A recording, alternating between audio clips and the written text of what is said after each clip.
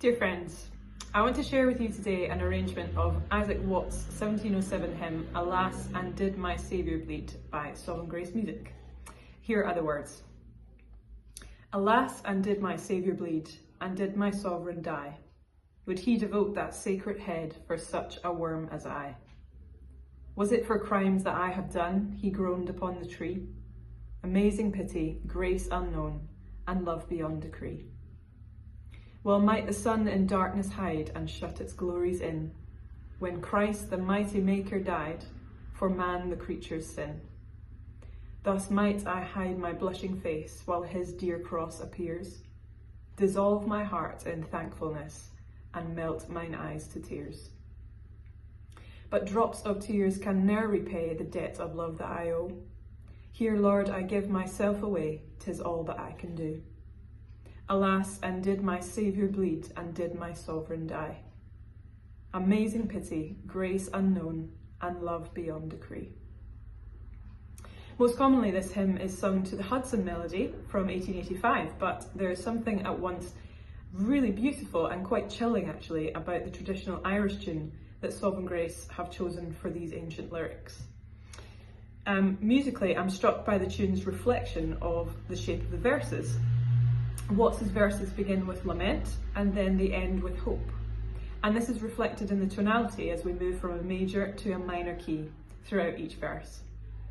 But more generally, as I learned, the tune actually has the original name of Foggy Dew and was at first the tune to a traditional song in Ireland chronicling the events of the Easter Rising in Ireland in 1916.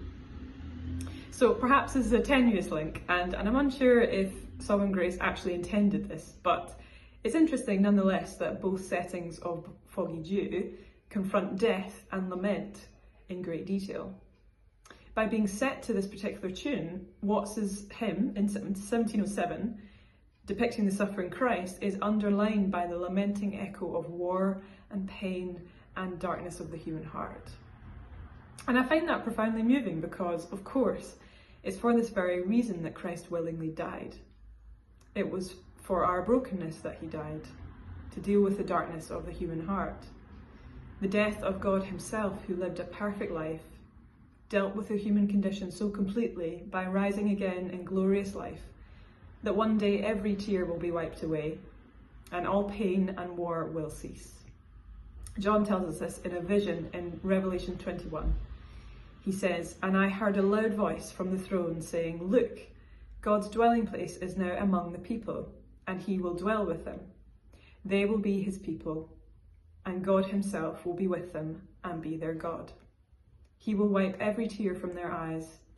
There will be no more death or mourning or crying or pain, for the old order of things has passed away.'" And as we lament our dark world today, torn by war or the threat of war, we too have this great hope as an anchor for our souls. Our sin is great and our hearts are dark, but Christ has taken it upon himself in his great mercy, paying the debt of love that we owe and promising a day when everything broken will be made new.